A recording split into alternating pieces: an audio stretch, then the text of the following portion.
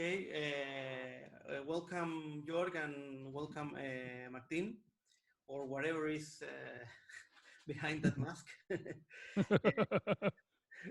And well, we're very happy to have this third session, and we hope that also some other friends can join us.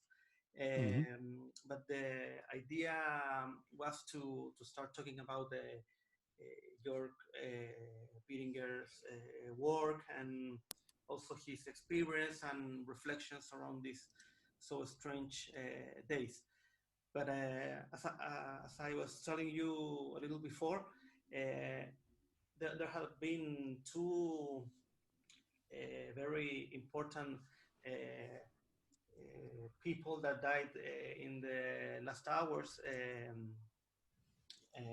One of them is the poet Michael McClure, one of the big poets, a wonderful poet, and also there's we just knew the death of Florian Schneider from Kraftwerk group. So you were telling me, and of course I always think that your poetry has a lot to do with the robotic aesthetic of Kraftwerk, and I wanted to know if you could say something about that. Yeah, well, um, I don't know when I first heard Kraftwerk, but it's quite a long time ago. But it was really, yeah, interesting. Also because a lot of their songs were in German and Mm, in a very, I don't know. I think it's concrete poetry in a way, and I believe they also thought it was. mm, So they were also influenced by all these things, mm, and this combined with electronics, that's really interesting for me. It's kind of using the machine to modify the voice, to sequence the voice, and also have this kind of yeah. rhythmic structure that is sometimes really simple, but Mm, in a way it's also quite complicated because mm, it seems simple, but it's not that simple. mm.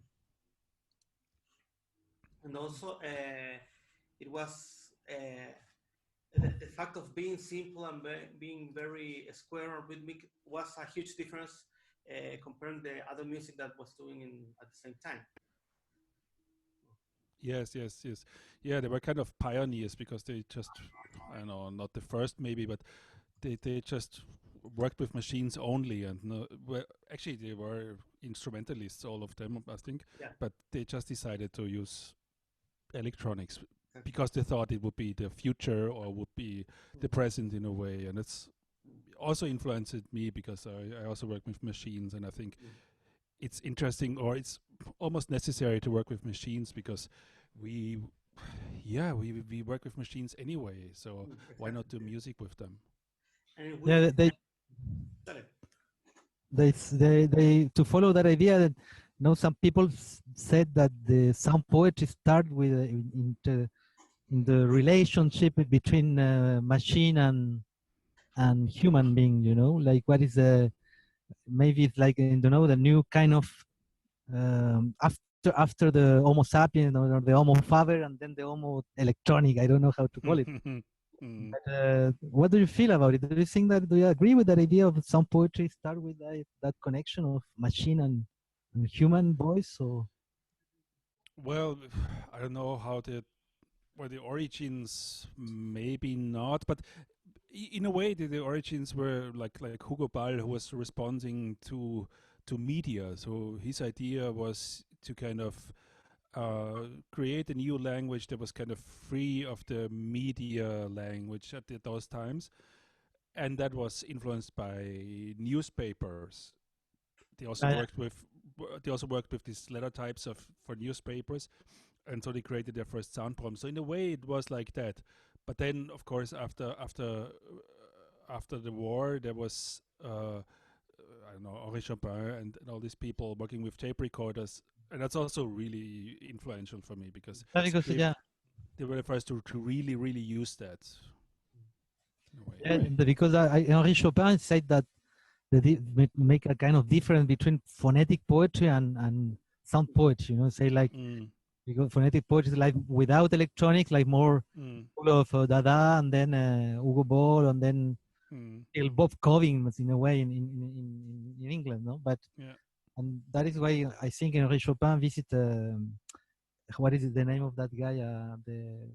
The German Dada who Joachim Montefiore. He just released. Karl Hausmann.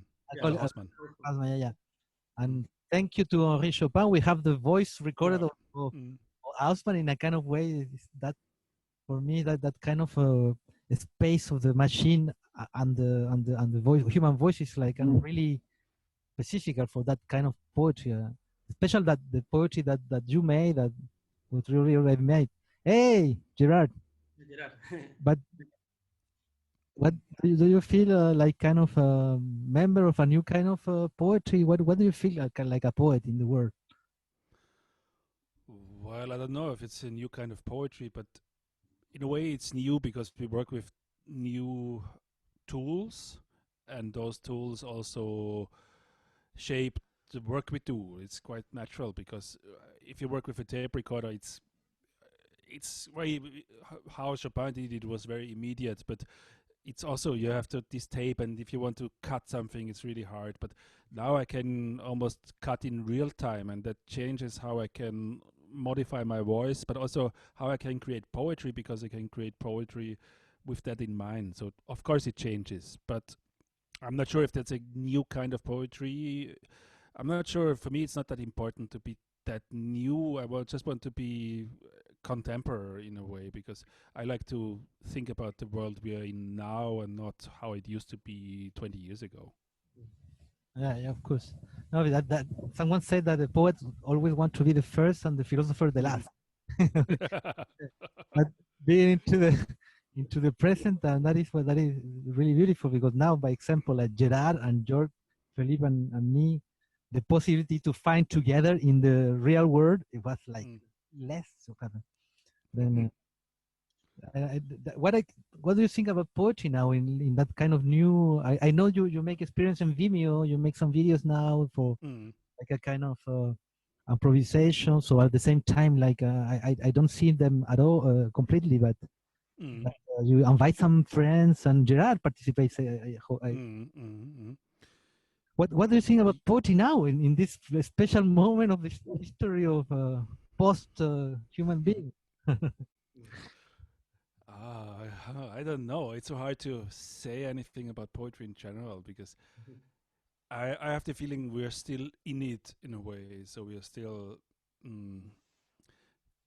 It's hard to say anything without taking a step back, and I'm not at the moment in a I don't know, in a position where I can take a step back, because I'm still concerned with all of this, and I'm still trying to figure out what is happening actually.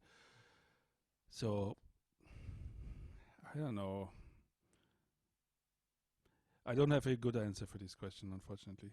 No, but it's not an answer. I think like just like a kind of reflection together. Someone said that the answer is Maurice Blanchot. He said the answer is the worst the worst things for a question. You know, it's because when you answer something, you close the question. But I don't know. Just open that. There's this sentence by what was it? John Cage, where he said, "This is very interesting question. I don't want to spoil it with an answer." Yeah. Yeah, exactly. I like that. Wow. Yeah. Then anyway, I don't know. I just like trying to think together. You know, what is yeah. That's it. That's good. good. Yeah. And then me too. I see maybe you are all your microphones already connected. Maybe you can. Yeah. Maybe when you want, you can pass from talking to acting, playing, how you like. Hello, everyone. Hello. How are you guys? Nice to see you. Fine. Hi. Hi. And did you see Jörg, like that kind of I think you make like all that kind of quarantine festivals or quarantine performance. What are you feeling about it? Well, most of it is kind of just a traditional thing put on screen, which is not that interesting. But on the other hand, it's also quite hard to just invent something new. it takes some time, right? I in my shows I try to kind of experiment a little bit with the media, so having people involved and having people participate.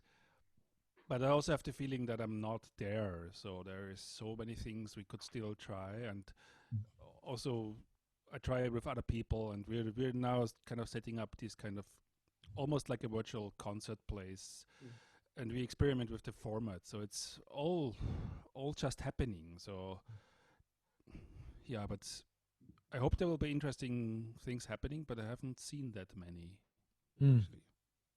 I'm sorry, Jörg, where are you? Wow, you have an echo. I'm in Vienna. Vienna. And, And Julie, Luna Edian in London. Hey, Hi. yeah. Invited our collaborators. Berlin. Oi. Hey. And Gerard in Barcelona. And Felipe in Santiago. Yeah. Me in Paris. Wow. Wow. And the space of letters of your work like in the back. exactly. Yeah. Your background is really cool. Yeah, Uh, I know Giorgio, you work a lot with letters, no? You mm, those letters and all the kind of tradition of letter poetry, like a kind of no lettrism, but a kind of new concrete lettrism post technology. Something like that. Did you ever try in kind of poetry without letters? like normal poetry or You know, abstract completely? I don't know how you get poetry without letters. Sound Well, if you poetry, just visual poetry. speak, if you just speak, then there are no letters. Maybe. Like yeah, but yeah, I think. What do you think the other guys about it? Like a poetry without or beyond words. Like where with Luna and Adrian will make at the end of the word one day, like yeah, 10 years ago. Yay. No, but sometimes I thought when I communicate a lot with my cats or with Hello. things. Yesterday I thought at 4 a.m. like to like make some skate and see the falling stars and everything. It's a kind of different language, and you just the the connection between sound and letters. But in a moment, the letter became like points and dots and chords. And that maybe that is a moment. I don't know. I would love to produce you a disc like that, like a proposition of for the next. For the next But in fact, those are not really letters. They are semicolons. yeah. Yeah, so it's not really letters. Yeah, of course. Yeah, that's more like in Hebrew letter you have like dots and kind of things, and now with the chord theory you have like little like chords who like are ringing or vibrating, and that creates multiverse. Anyway, what are you doing now, George? What is your contemporary work, or what do you make a lot of things, I know, but what are you now like today? What did you do today? What did I do today? I was working on a video actually. It's a kind of a self-portrait, which is which will be shown by a festival. And then I was meeting with other people because we are setting up this kind of virtual concert space, and we're doing. Actually, I was meeting other people in real life, which is kind of exciting, kind of strange. Really strange real life now. It's weird. Yes. It was quite annoying because it was outside and the wind was blowing, so the papers were blowing away. So it's not that easy to be outside in real life. So Dangerous. You have to put your mask. Yes. Like social distance and anyway. No, like never give a kiss someone in the street like that. Like spontaneous. It's forbidden. You'll get punched if you do that. Yeah. Can I ask you something, Jörg? Sure. The software you developed with the last software you put, it was called 80 by something. Yeah, Last 80 by 25, yes. It was not your own developing, right? It was more people involved. Who was No, involved? it was just me. Yeah, just you. Okay. Yeah, just me. It was a collaborative. No, this was just me. And how you called it? It was a processing or? No, it's written in JavaScript or React actually. So I'm I still. made me remember a lot, like Ana Maria. Well, it was called Ana Maria Uribe, I think. The first kinds of computer-based poetry in the 80s, just based with all computers. I think it was the Mexican poet. It was really nice. Yeah. So this kind of 8 bits kind of layout, really simple thing. When we had been smashing a lot with Flash and everything, and now it's really funny to go simple again. It was really yeah, well, that was the idea, but that's also the reason why it's called 80 by 25, because that was kind of the text resolution of early DOS computers. There was 8. Yeah, I posted it in the chat, so if you want to join, I'm here. So you can type in stuff. Sometimes these things happen, right? Sometimes there's some action coming. They're beautiful. Or, yeah. I don't know if you are seeing it. Maybe I could share the screen somehow. Yeah, maybe you can share the screen. Nice. Wait, how does this work? Wait a second.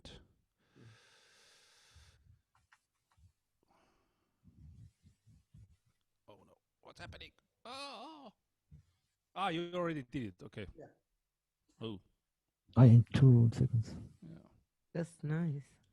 Okay, here we go.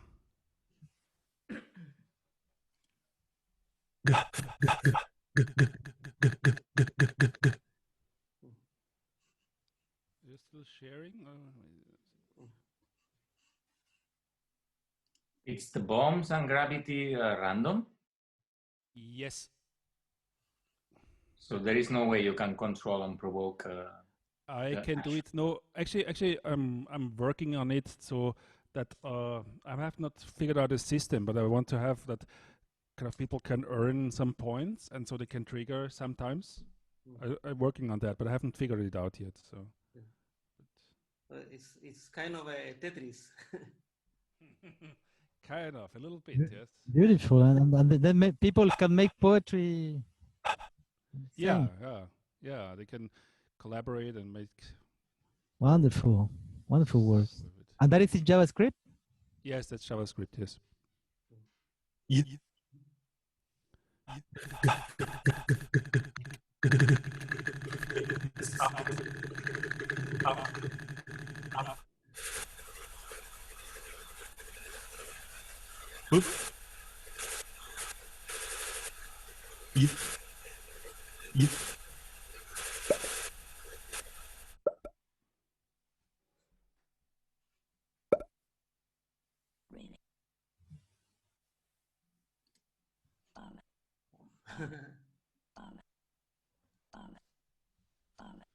Yeah, it's a kind of a small game in a way. Yeah. Beautiful. Wow, wonderful. Wow. And that you have another in the same style, or that's No, that's the only one I did. I did some performances where people could contribute to the performances, like they could send me text or stuff, but I don't have that ready, so that's kind of works in a different way. It's a little bit more complicated, but yeah. Really beautiful. Yeah, I will show that to some adolescent where I work in the hospital. I think it will be a love, He's a guy who love to make stupid things, and everyone is like say punish him and say no, make it in poetry, and he creating and writing all the different things, and maybe the sound could like help to people and to understand that kind of thing before meaning. Uh-huh.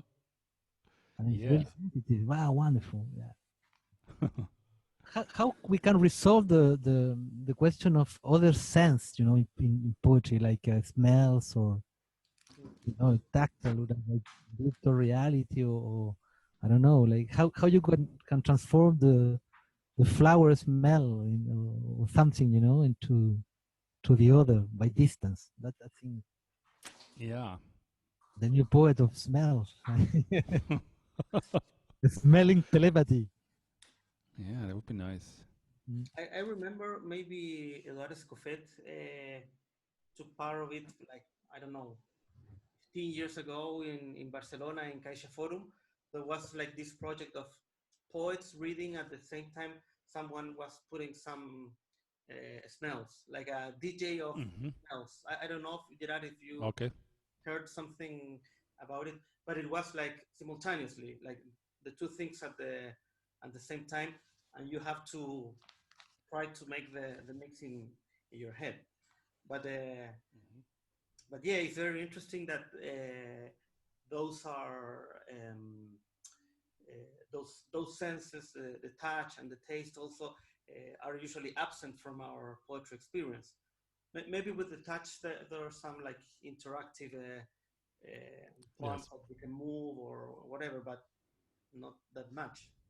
I mean, I think probably. there's been some performatic works more regarding like with foods and things that Yeah. maybe I mean, eating and poetry, that's something that's been worked on, but smell, I don't remember any work based just on pure smell. I don't know, like installation or something like that. That was I just saw Mm. some the first of 3D experience in cinema. They used to put some smells, Hmm.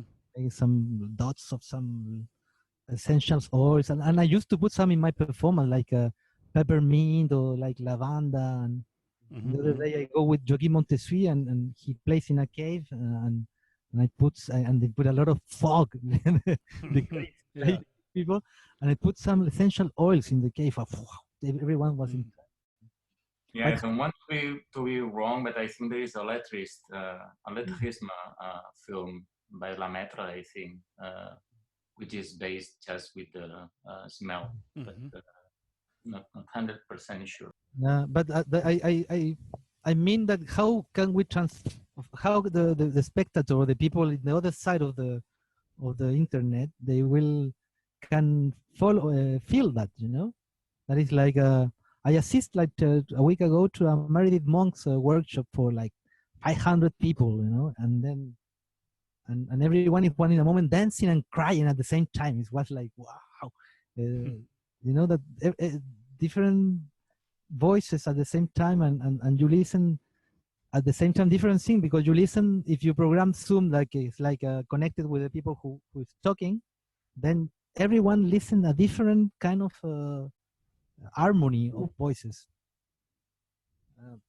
And anyway, I really coincide with that the theory of multiverse, like everything, every possibility is real in a moment, for a moment, Mm. that is that is for me, I think, like the concrete in the work of Jörg, that is really beautiful. You make the poem in the moment. That's absolutely. And I don't know, like people like Luna or Eden, who works a lot with the body and the flesh. Where are them? Bueno, ¿están ahí? Is it? No, they're Yeah. gone. Oh, yeah. Oh, wait, yeah. What are you doing, you guys? No. I was thinking on that of smell. I remember of you met David Medalla, which Mhm. is like a great artist and poet, and he did a poem made out of perfumes. So what he did is he took extracts of the first flowers that grew in Hiroshima after the bombing, and then that was the poem, just this extracting the smell of it. It was really Hmm. nice. I was just thinking. And When was then, that? sorry? Which year was that? When was it? I can't exactly remember which year it was. I mean, David is around 86-year-old now. Okay. And yeah, he's from the Philippines, but he lived a lot in New York, and he lived for many, many years in London. And he created this group called the London Biennale, which I think, I don't know, many artists, poets, musicians, filmmakers worked for like 20 years. Yeah, he's an amazing character. Yeah. The thing is that why do we have to call poetry something without words or without the language or not?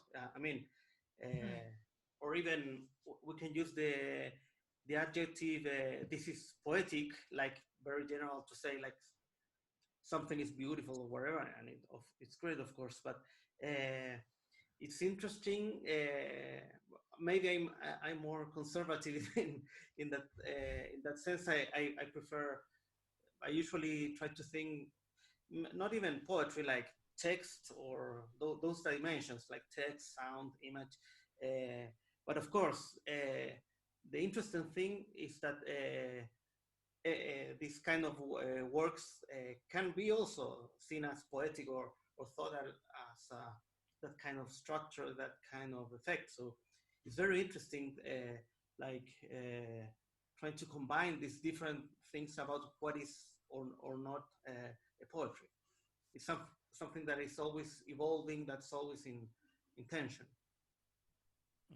And I know for sure that many things that we ourselves have presented as poetry, sometimes in a performance, for example, for many people are not poetry. I assume that all of us have heard that. No, you're not doing poetry. You're doing music or sound or Yes. whatever. But that the same problem has like Guillaume de Machaut in the Middle Age, you know, Yeah. all the musicians at that time say no, he's not a musician, he's a poet, and the poet the same. But now all the musicians know he's the first musician of polyphonic music, and the poet no, he's the first but that is nice. I don't know. It's like really important, but what kind of language we works, but. The idea with Felipe of retake that equation of virus as a language, like in everything you have a kind of beautiful shape or beautiful form or beautiful spirit, if you in a way. And then if you can to take away and put it in poems or that kind of because that poem of Jörg, for example, is really contagious. It's contagiosissimo, contagious, totally contagious. Like. Our computers are now infected with it. all of us, we are like already infected, and we will contagion a lot of people around, because I will tell that to sure, yeah. But that's nice in a way, and for me that lesson of this moment of confination and connect me to that kind of things, they really the experience of vibration in a language that we don't know, because that's the problem that I have with letters or with a shape too much defined in a way, like you want to mean something, or there is a meaning, like who can program the spectator to something. And I think in sound poetry, that is what I love, that finally it's like you want you perceive, or you arrive at to some meanings that it doesn't make sense. The meanings, like you are free of meaning what you want, and that in music is like and sound or music is more free than in poetry. And same in countries like Chile, because Chile have the tradition of a kind of like poetry, writing poetry in verse, and like technical writing poetry. But the territory is not the map. The map is not the real, and the real is not the dream. Maybe just to add something to talk about, but I think also as what Martin is saying, but maybe the approach of what you were saying, Felipe, is that there is two things different, right? One is meaning, in terms of, are we still focused on meaning to talk about what's poetry and what not? That can be one of the questions to rise up. And the other one is about techniques, right? Technology itself, because if you don't have any other technology than paper and ink, yeah, you write poems that are this classic writing, but why we cannot use, as we were saying, smell or computers or text machines or whatever to do poetry, right? So I don't know. I mean, maybe all of us, we have the same feeling, but I can do poetry with many technologies or many sources. I don't care about what the source I'm using, but yeah, I encounter the problem of, are you doing poetry? I don't know. That's what I'm saying. I'm a text artist, not a poet, because usually poetry it's shifted in a very old classic point of view, but I think we are past of this problem somehow. I mean, it's more interesting to think about how we can use technologies.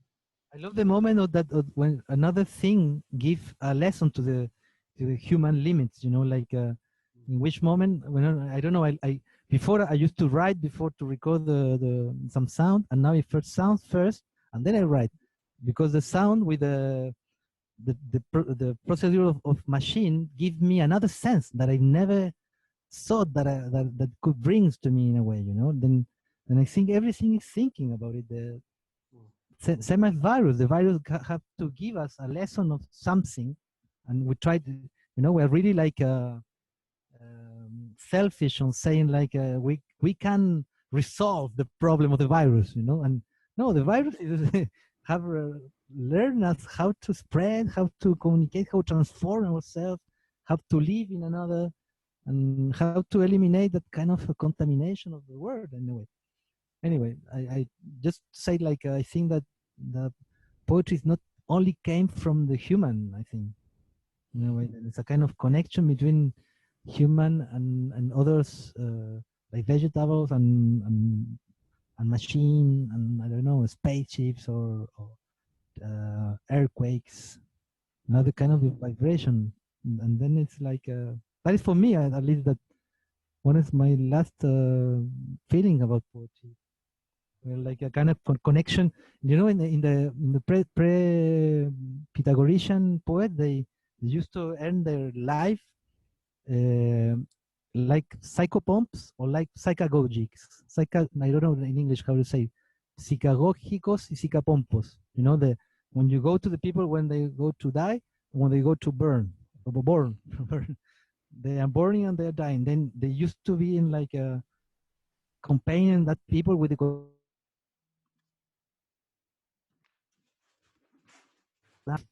it's a limit of meaning in a way. No, I'm a little bit lyrical tonight, but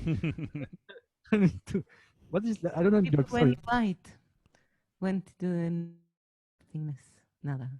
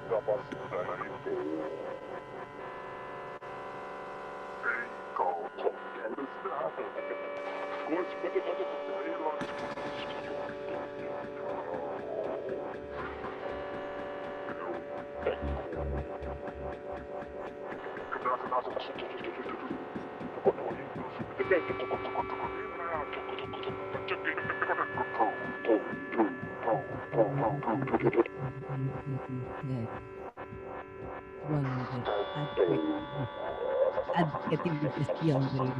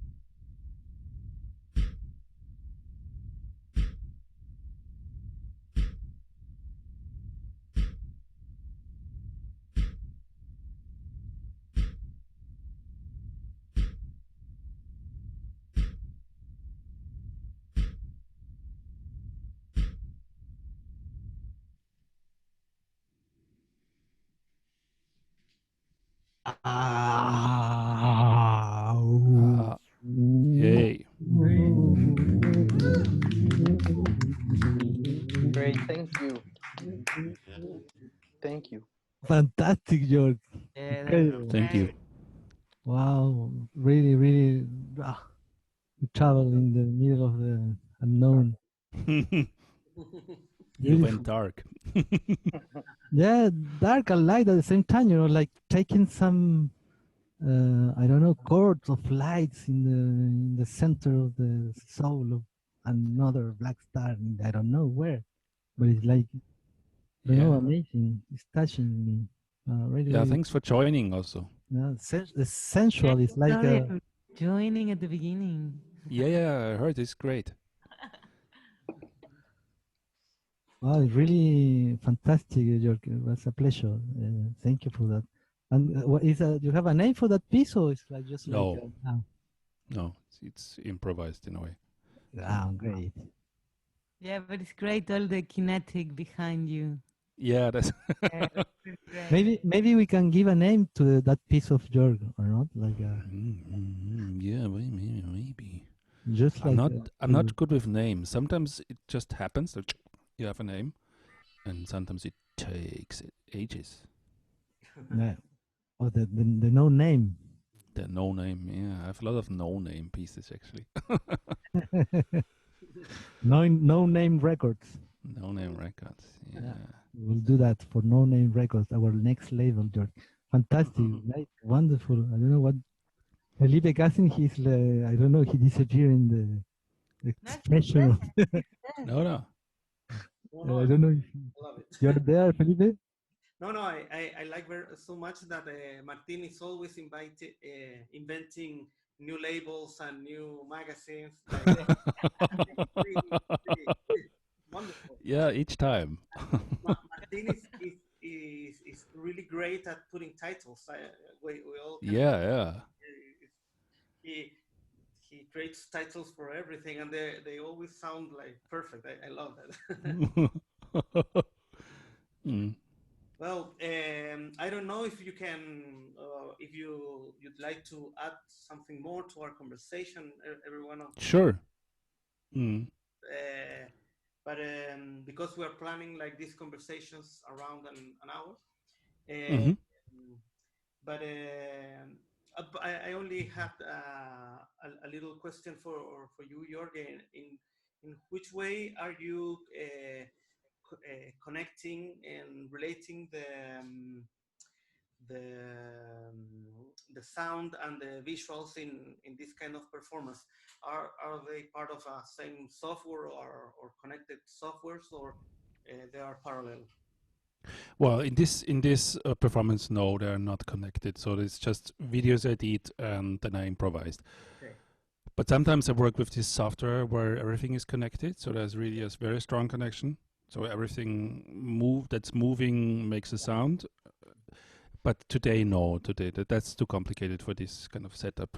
Yeah, and in those cases, you write a program or something for both the dimensions, right? Like Yes. okay. Mm-hmm. Yeah, no, I was asking. This is more like technical, but for example, in some sound programs like Ableton, for example, you can put inside some videos, or you can MIDI messages to some visual program, and you can work on that. And it's very interesting always for the people that are watching also. Yeah. Yeah, but I'm always not satisfied with these programs. I was really again thinking I would like to have a program where I can, I don't know, animate video at the same time and make the sound, and it's always it's so hard sometimes. Because either you can do good sound or good video, but there's no program where you can combine these two things, like work creatively and on sound and on video, and it's so.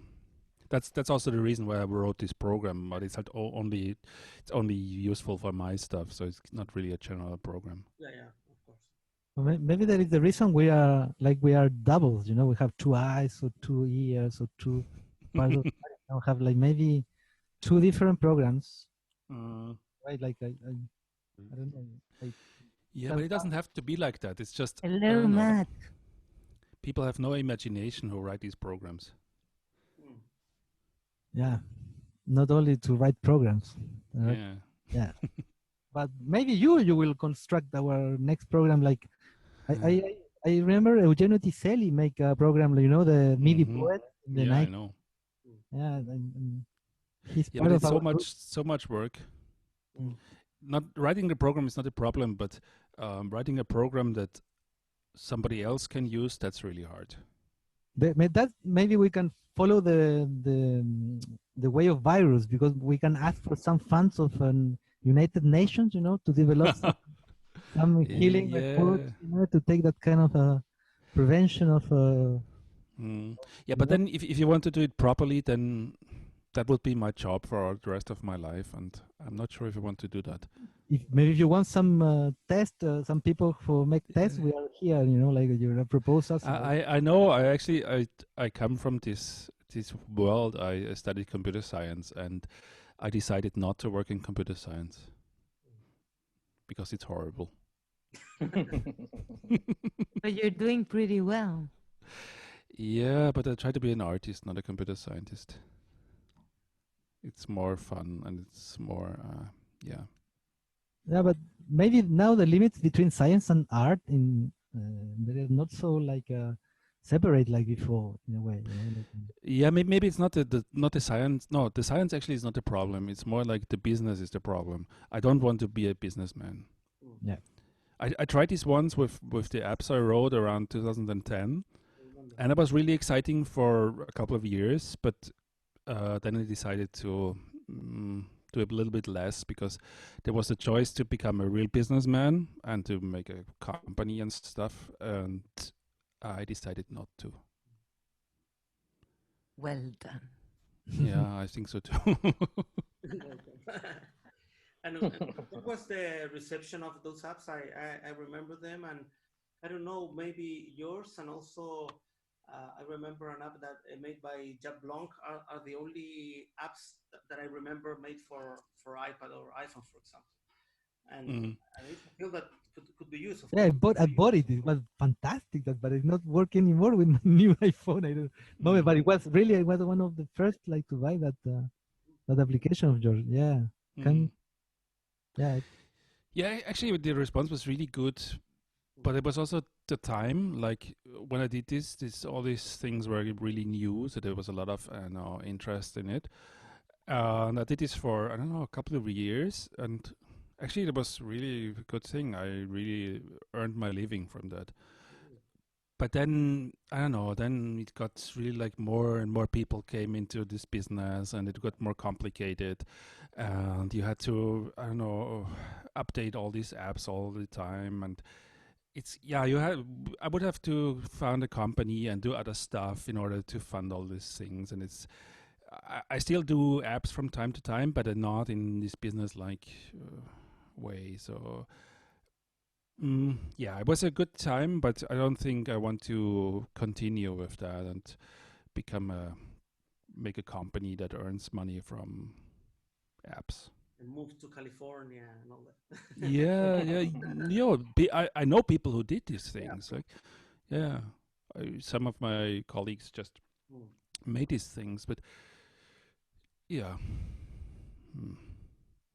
There's always something new now. It's, I don't know, virtual reality or artificial intelligence. You can always hop on these trains and work with that. It's interesting in a way, but in order to become really successful, you have to stay with that. And I'm too I'm too interested in many things, so I don't want to become the app artist. I don't want to become the artificial intelligence artist or the virtual reality artist. It's kind of, yeah.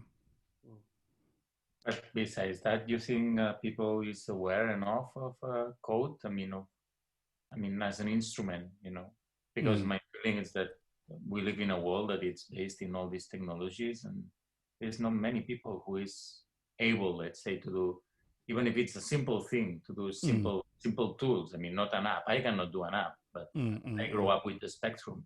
But so MS2 and a little bit of coding and programming. But I have the feeling it's not something common. I mean, everyone will be lost. Maybe, yeah. No, it's not really common because also it takes so much time. Because I don't know, knowing how to program is only a small part of it actually. Because the more complicated thing is to learn how to control these really complex systems, right? If you know how to program, you know how to read a recipe or to make a recipe, but you have to know the ingredients, you have to know your cooking pans, you have to know how the oven works, you have to know how to open the fridge and all this stuff, and there's a lot of things you have to learn. And then the next year everything changes, so you have to learn a new system, and then you have to learn another system and another, and it even gets more complex, and then you have to learn a new way of thinking. Not it's really it's changing so many.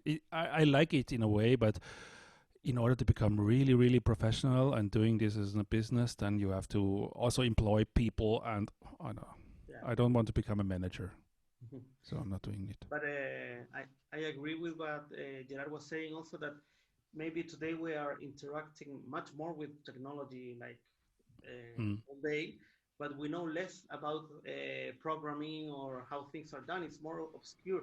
I remember in the 80s, Yep. in the school, you have a computer class, and you had to learn like very simple programs. I also had a Spectrum, so and I love that computer. It changed my life. Yeah. Because before I Me have too. without sounds and without colors, and it was like, wow, it was. And I remember like writing very simple games or very simple programs, and it was just normal. And now the strange thing is that we're less implicated with programming, and it's all that's also dangerous in a way. So Yeah, but I'm not totally sure if that's true, because I see a lot of systems like, I don't know, Arduino, yeah, and all these small computers that are really very accessible. They're extremely cheap. Like, I don't know, they're much cheaper than a Spectrum would have cost in the 80s. So they cost, I don't know, 25 euros and maybe 50. And you have a computer that you can work on, and there are programs for kids to learn. And I don't know, there's programming languages which just can pull stuff together. So I think the introduction to this is very simple, but of course, if you want to do the complex things, then it's hard. But it was, in a way, it was always hard, because if you wanted to have program a professional game on the Spectrum, it was also very hard.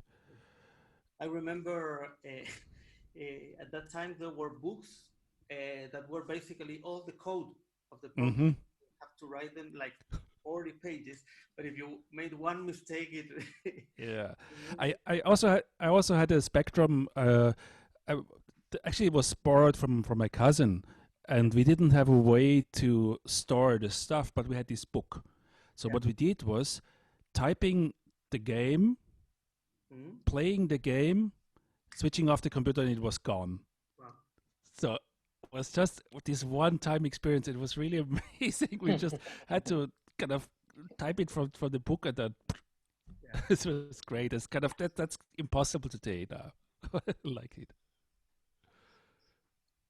Yeah, but like it's like talking the other day with Rui Torres, for example. He's changing all his poems into from Flash to JavaScript. So it's also all this kind of the problems that you have when you work with digital poetry. That, as you said, it evolves. So it takes you to another step of the technology. This code software, it gets passed off. It doesn't work anymore. So how you deal with that? But this is one of the problems, and at the same time, I think somehow in the 90s, I mean, maybe 80s, we all grew up with this kind of computers and these magazines of Spectrum. That I remember not only books, I remember magazines.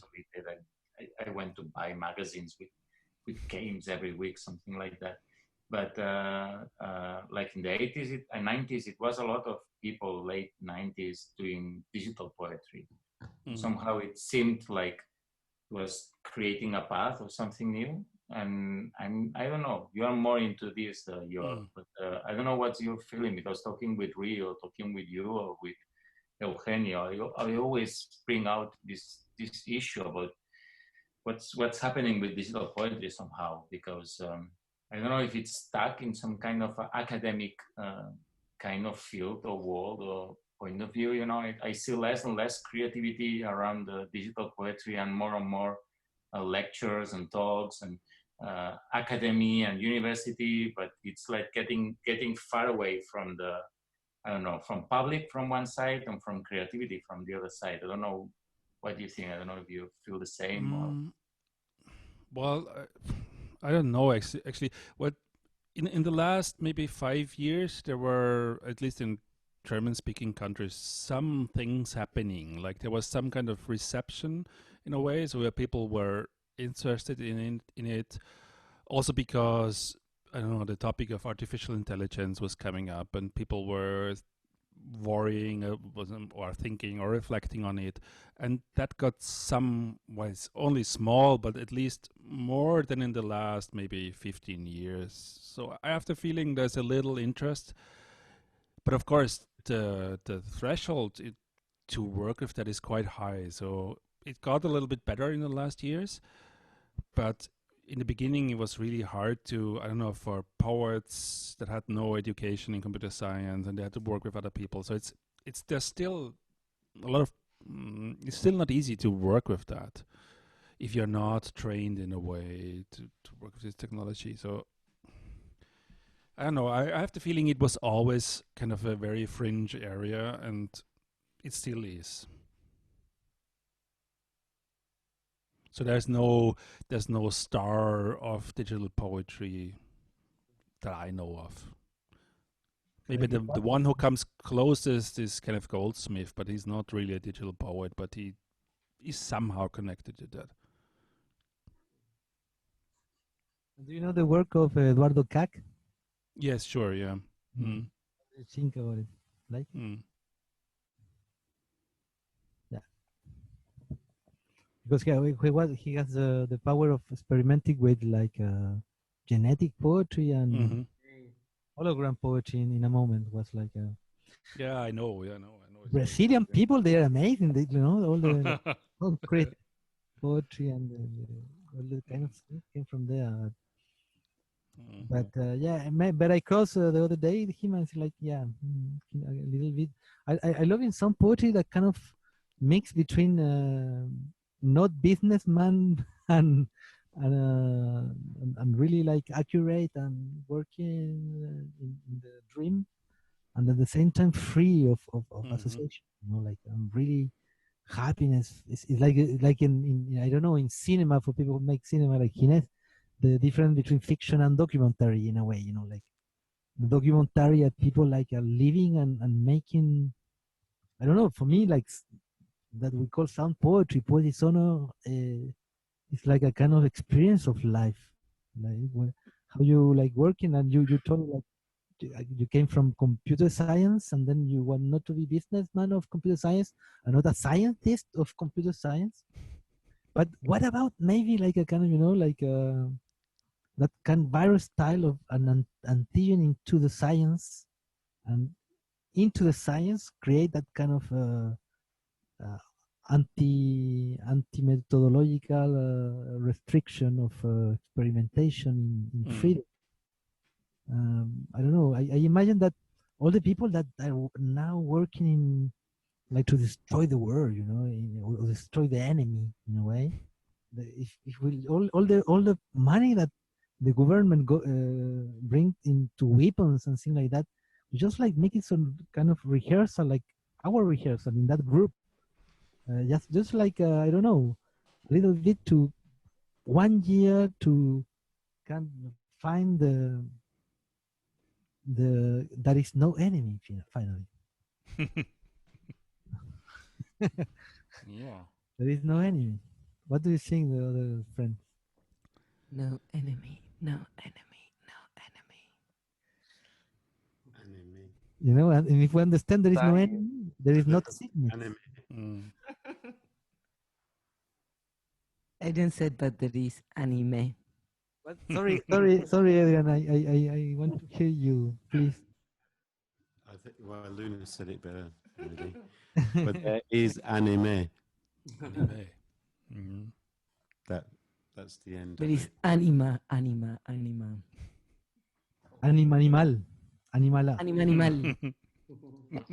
is animo. Lamina animal. There is ominosity. There is No, but animosity. that I love in your poetry, Jörg, that is because it's really something from the north of the world and really like deep science art rehearsal, but at the same time it's you know sensuality and more, you know, that the last piece that you showed us tonight, wow, you make me travel into space-time in different Yeah. more that I know you, more that I admire your work, and thank you for this moment share with us your kind of improvisation and to have that that soul, you know. Like, no, I'm not a businessman of science poetry. Because I know some other who came out from the group, you know, they're not the same discourse. But anyway. Mm. Well, I think we're done, right? I don't know, for you it's like 11. Kind of, yeah. Okay. But here we still have some hours ahead. And well, thank you so much, Jörg, and all the friends that joined this. Well, thank you. Thank you. Yeah. And, It's really an Great. amazing thing. Like, it's really great. Great. Yeah, and it's so cool that we can talk from very distant countries. So I really enjoyed like a great moment in the week to connect with all the friends that sometimes we're only writing emails or in social media to see you. It's actually great to see you, Felipe.